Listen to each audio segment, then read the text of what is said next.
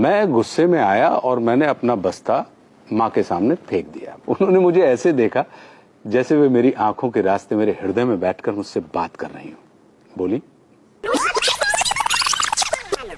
आजकल परीक्षाओं का दौर चल रहा है और बच्चों के ऊपर नंबरों का बहुत दबाव रहता है, तो मैं अपने स्कूली जीवन से संबंधित एक अनुभव आपके साथ साझा करना चाहता हूं। मैं सिर्फ उतना ही पढ़ता था जितना कि परीक्षा में पास होने के लिए आवश्यक होता था, क्योंकि मेरी सहज रुचि सामान्य शिक्षा में नहीं थी। मुझे कला, खेलकूद, इसमें एक व्यक्तिगत रुचि हुआ करती थी। तो मुझे स्कूल के द्वारा ये जो नंबर गेम होता था, मुझे रास नहीं आता था। और स्कूल को अपनी प्रतिष्ठा की चिंता थी। वो इस बारे में ध्यान नहीं देते थे कि विद्यार्थी के अंदर कितनी क्षमता है। तो एक दिन मैं गुस्से में आया और मैंने अपना बस्ता माँ के सामने फेंक दिया। माँ समझ रही थी कि मुझे समस्या विद्या से नहीं है, विद्यालय से है, या विद्यालय के उस वातावरण से है जिसमें नंबरों का दबाव मेरे ऊपर डाला जाता है। तो माँ ने ध्यान से देखते हुए मुझसे पूछा कि अच्छा, ये बताओ कि तुम स्कूल क्यों जाते हो? मैंने कहा, पढ़ने के लिए। उन्होंने फिर मुझसे पूछा कि पढ़ने से क्या मिलता है? मैंने कहा, ज्ञान। वे बोली, ठीक है, अब ये बताओ कि ज्ञान किसे कहते हैं? अब मैं सोच में पड़ गया। मुझे मौन और समझने की स्थिति में देखकर वे बोली कि ज्ञान हमें अड़ना भी सिखाता है और लड़ना भी सिखाता है।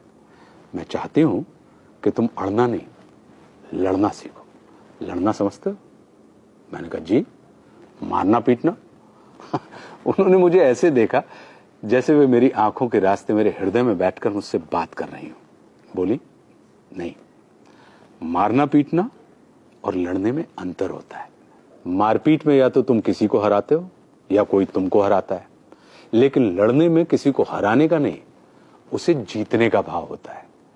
अपनी कमजोरियों से लड़ना मतलब कमजोरियों को जीतना, परिस्थितियों से लड़ना यानी परिस्थितियों पर विजय प्राप्त करना, शंका से लड़ना यानी शंका को जीतकर उससे मुक्त हो जाना, संकल्प से लड़ना मतलब संकल्प को जीतकर उसे सिद्ध कर अपना सहयोगी बनाना।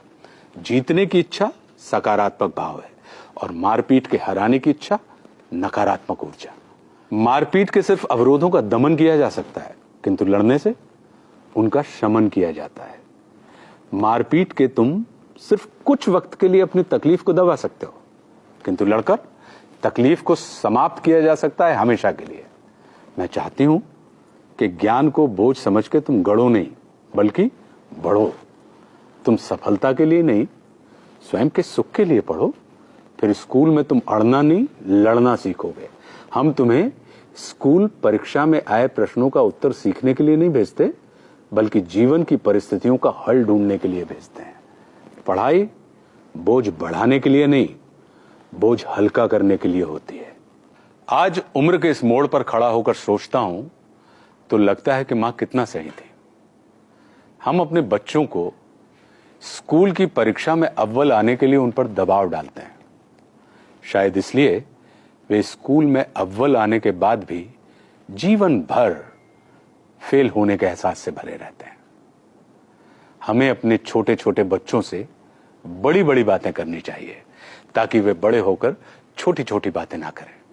क्योंकि छोटे बच्चों के मुंह से बड़ी बातें सुनना यदि हमें सुखद लगता है, तो बड़ों के मुंह से छोटी बातें सुनना कष्टकारी होता है।